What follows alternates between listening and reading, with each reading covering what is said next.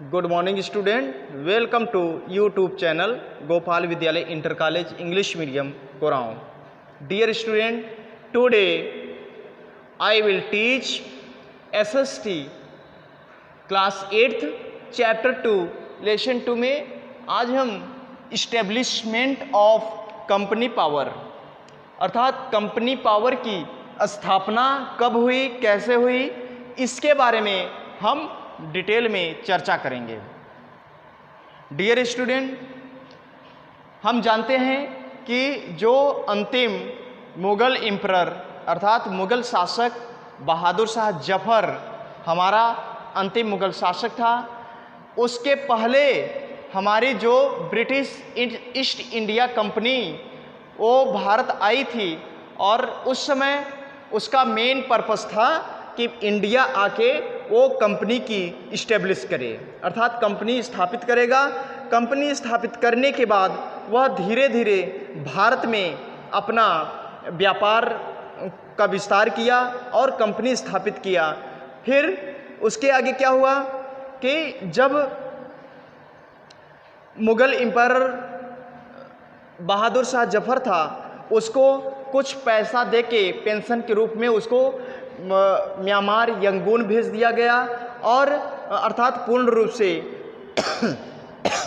अंग्रेज़ थे वो इंडिया में हावी हो गए और अपनी कंपनी की स्थापना किए। स्थापना करने के बाद वो अपने व्यापार अपनी यहाँ पे कंपनी को बढ़ावा दिए और धीरे धीरे डेवलपमेंट करने के बाद भारत पे पूर्ण रूप से अधिकार कर लिए। तो हमारा देश कैसे उसकी कंडीशन खराब हुई और हमारे देश में जो किंग थे, राजा थे, जो हमारे देश की जनता थी, कैसे उनकी गुलाम हुई, कैसे उनके अधीन हुई अंग्रेज़ों के, इसके बारे में हम डिटेल में चर्चा करते हैं। तो chief features of the political condition of India during the 18th century अर्थात 18वीं शताब्दी के दौरान, ड्यूरिंग मीन्स होता है बच्चों अवधि, 18वीं शताब्दी के दौरान हमारी जो भारतीय राजनीति का जो स्थिति था, कंडीशन था, उसकी प्रमुख विशेषताएं, उसकी जो मेन फीचर्स थी वो क्या क्या थी। तो फर्स्ट था lack of political unity and अर्थात फर्स्ट था बच्चों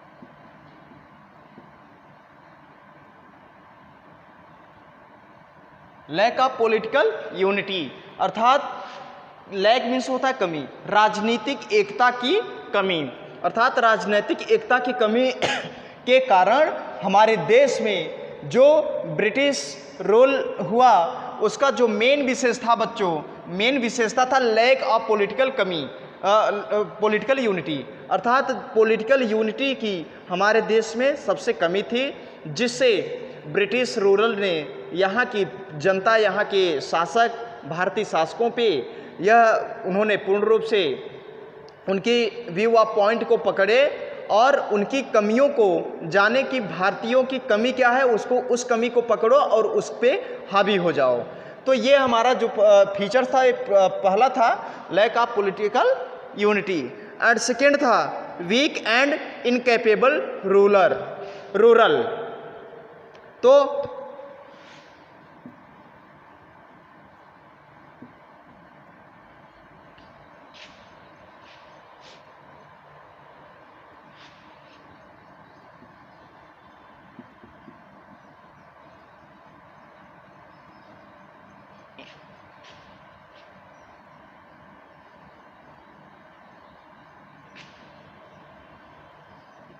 ठीक, तो सेकेंड है बच्चों वीक एंड इनकैपेबल रूलर अर्थात कमज़ोर और अयोग्य शासक। हमारी जो पॉलिटिकल कंडीशन ऑफ इंडिया की जो मेन फीचर्स थी बच्चों 18th सेंचुरी में अर्थात ये वीक एंड इनकैपेबल रूलर अर्थात कमज़ोर और अयोग्य शासक। तो ब्रिटिश जो एम्परर थे बच्चों, जो कंपनी स्थापित करने वाले जो अंग्रेज आए यहाँ पे, तो उन्होंने दूसरी कमी यह पकड़े कि जो अयोग्य शासक और कमज़ोर शासक है भारत में, पहले उस पर हावी हों, उसको अपने ओर आकर्षित करें, आकर्षित करने के बाद उसको कुछ पैसा या कुछ लोक लुभावन या कुछ महत्वपूर्ण कुछ ऐसे पद दे के उन पर पहले हावी होना। तो उनकी यह स्ट्रेटजी थी अंग्रेज़ों की कि पहले जो कमज़ोर और अयोग्य शासक है उसको कुछ पैसा दो, कुछ उसको लोक लुभावन दे के, लालच दे के, उनको कुछ पद दे के उन पे पहले हावी हो जाना। इससे हमारी कंपनी की जो इस्टेब्लिशमेंट होगा वो एक महत्वपूर्ण विशेषताएं हैं।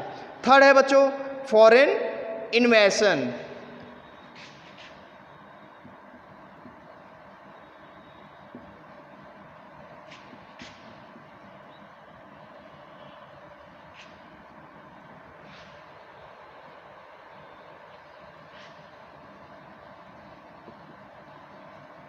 फॉरेन इन्वेशन, इन्वेशन का अर्थ होता है बच्चों आक्रमण, अर्थात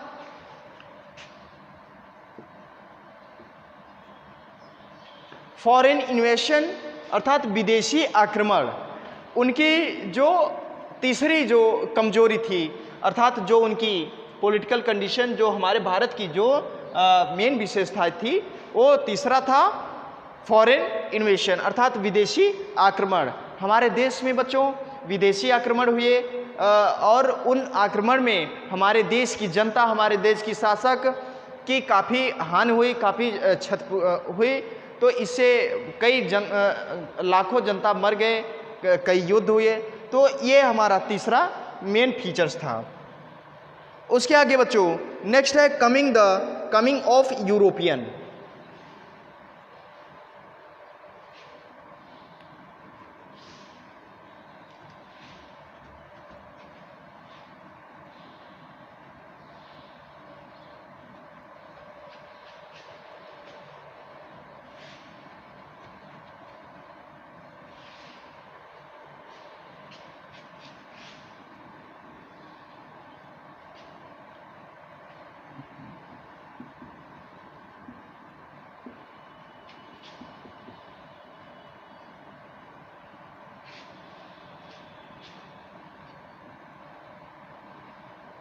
coming of the Europeans,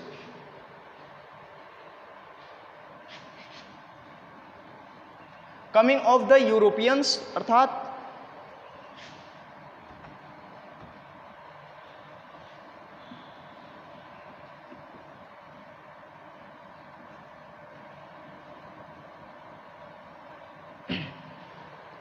next है बच्चों कमिंग ऑफ द यूरोपियंस अर्थात यूरोपियन, यूरोप के जो रूलर थे, जो शासक थे, वो भारत आए और उनका मेन उद्देश्य था बच्चों भारत पे आके उनको कंपनी स्थापित करना।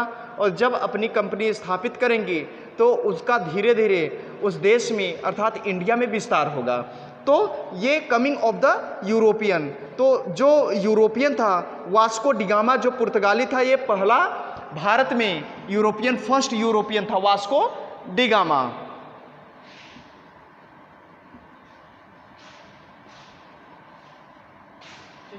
वास्को द गामा, तो ये फर्स्ट यूरोपियन था बच्चों। और ये हमारे भारत में 1419 अर्थात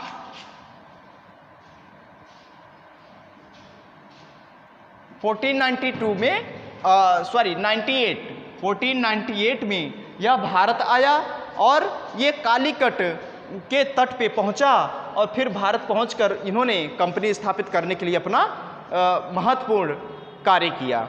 फिर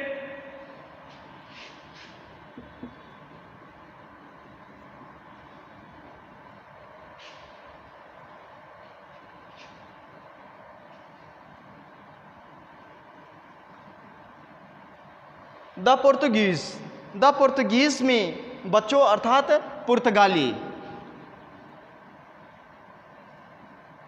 द पुर्तगीज का अर्थ होता है पुर्तगाली। तो वास्को डिगामा जो था ये पुर्तगाली था और ये भारत में 1498 ईस्वी में आया। और इसके बाद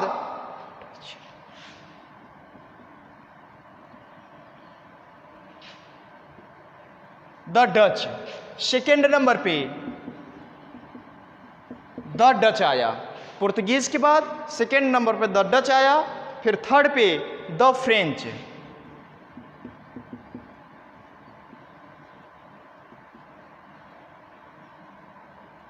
थर्ड नंबर पे बच्चों द फ्रेंच अर्थात फ्रांसीसी। पहले नंबर पे पुर्तगीज, ये एसेंडिंग ऑर्डर में लिखने के लिए आता है बच्चों, अर्थात क्रम में कि भारत पे पहले जो उनका क्रम मिलाना है यूरोपियंस का, अर्थात जो कमिंग ऑफ द यूरोपियंस अगर आए तो इसमें आपको क्रम बाय क्रम मिलाना है। तो फर्स्ट पे द पुर्तगीज, सेकेंड पे द डच एंड थर्ड पे द फ्रेंच एंड फोर्थ पे है बच्चों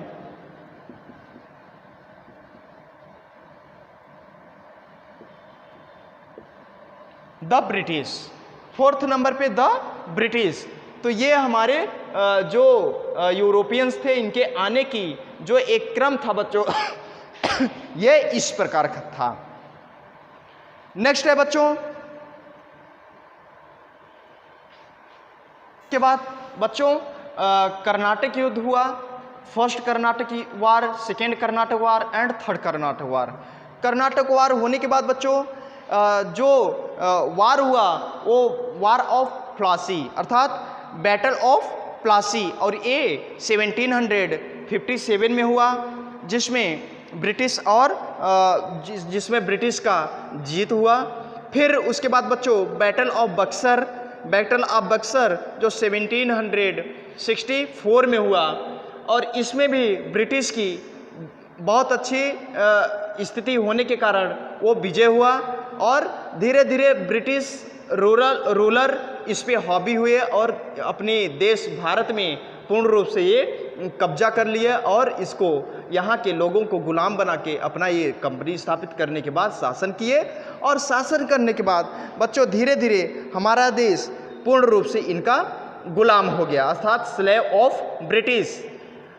फिर उसके बाद डुअल और डबल गवर्नमेंट, फिर डुअल और डबल गवर्नमेंट में जो हमारी कंपनी शासक थी, डुअल गवर्नमेंट आई, और फिर उसके बाद कंपनी की जो पावर थी उसको ख़त्म करके यहाँ पे पूर्ण रूप से रानी विक्टोरिया की रूल हुआ, पावर हुआ। फिर इसके बाद हमारा देश आज़ाद हुआ बच्चों। तब तक के लिए आज जो हमारा जो इस्टेब्लिशमेंट ऑफ कंपनी पावर है, आज तक का बस इतना ही टॉपिक। फिर हम नेक्स्ट टॉपिक में आएंगे बच्चों। तब तक के लिए thank you for my watching video.